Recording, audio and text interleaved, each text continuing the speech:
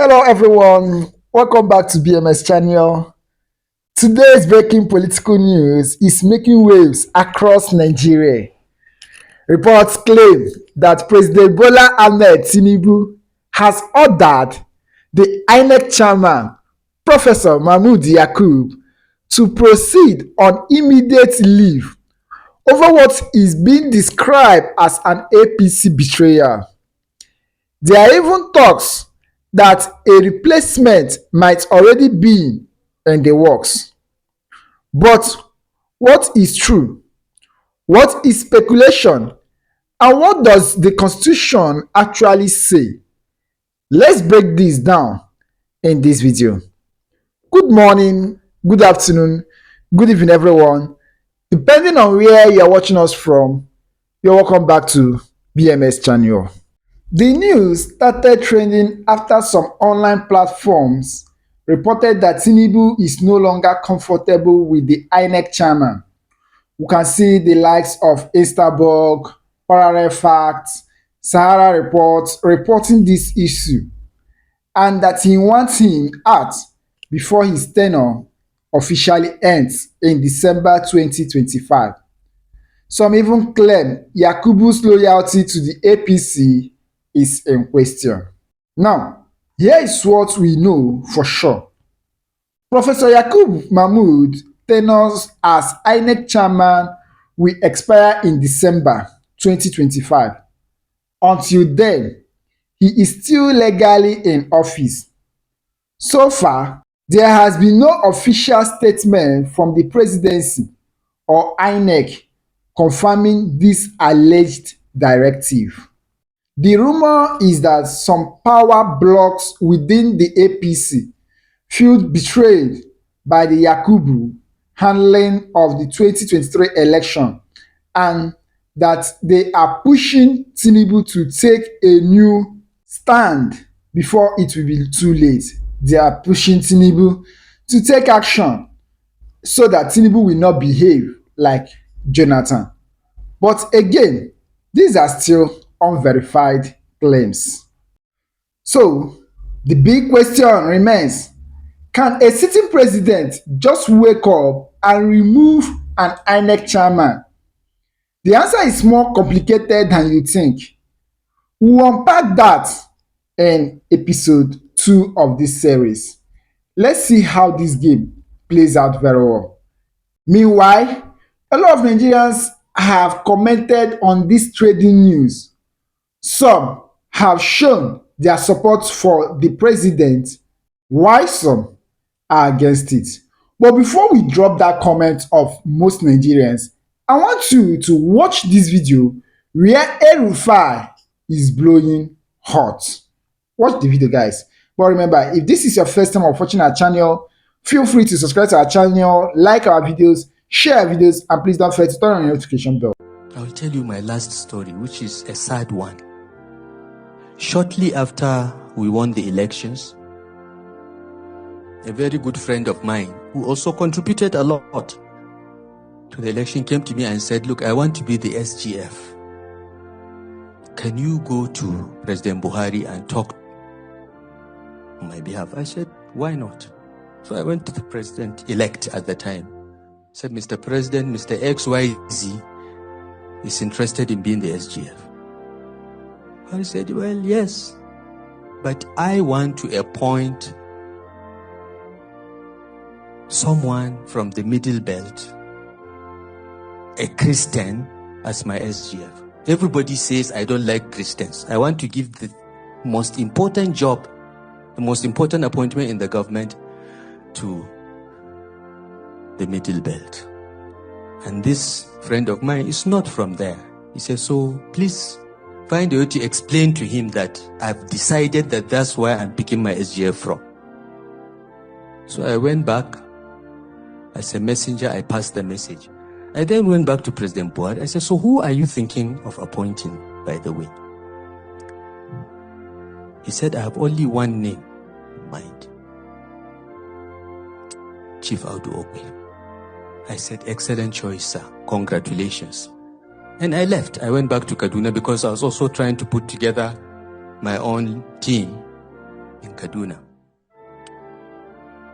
Unfortunately, some people around the president felt that Chief Audu Ogbe was too accomplished. He will be too independent. He will not bend. So they packaged a story that Chief Audu Ogbe had an outstanding loan with the bank for his agricultural business to the tune of $1 billion or $2 billion, and that if he was appointed SGF, his first priority would be to pay off his loans rather than do the job. I don't know how they played President Buhari, but the next time he called me, he said, look, some things have come up and I'm appointing someone else as SGF. I said, why? It took me time because President Buhari is very difficult to extract, get him to talk.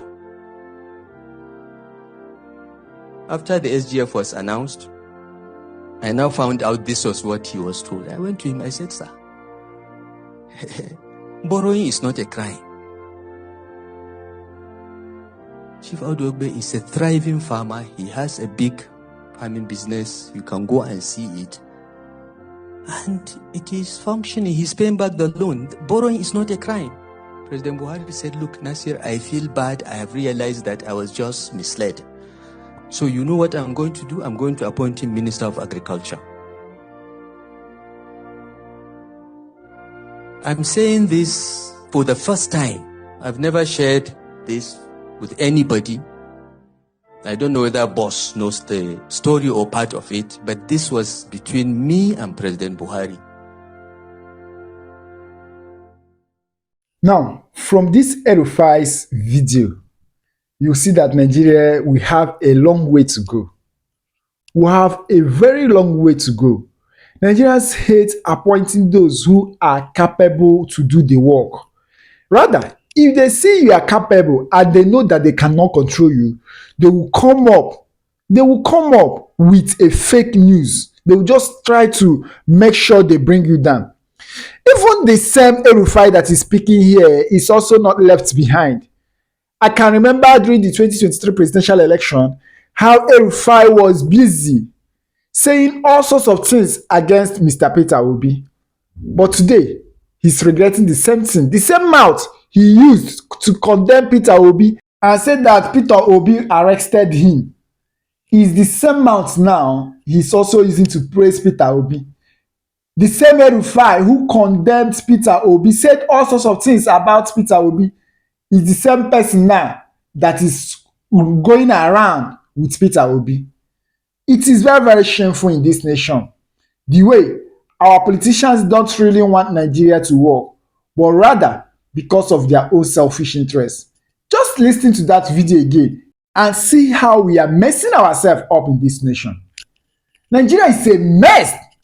A nation where we cannot take those who are credible and capable to do the work, but rather we prefer to choose those who cannot pronounce their names when it's being written in capital letter.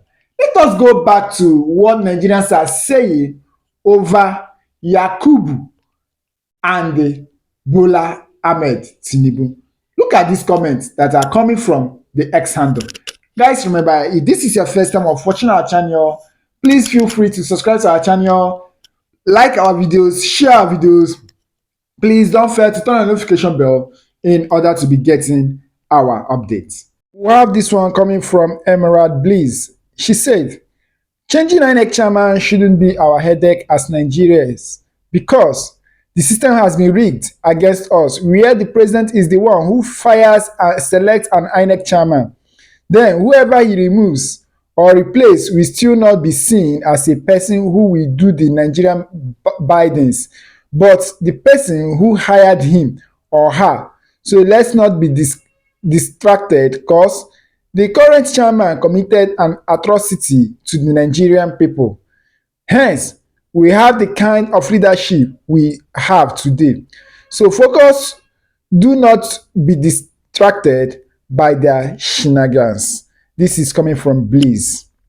And we have this one saying, INEC should be totally independent from every political affiliation and should not be nominated by the president. Let's hear your view on the comment section. Remember, if this is your first time of watching our channel, feel free to subscribe to our channel, like our videos, share our videos, and please don't forget to turn on the notification bell in order to be getting our update. Do you think Bola Ahmed Tinubu has the right to ask the INEC Chairman to go for leave, mandatory leave? Let's hear your view on the comment section. Thumbs up, everyone, and good morning.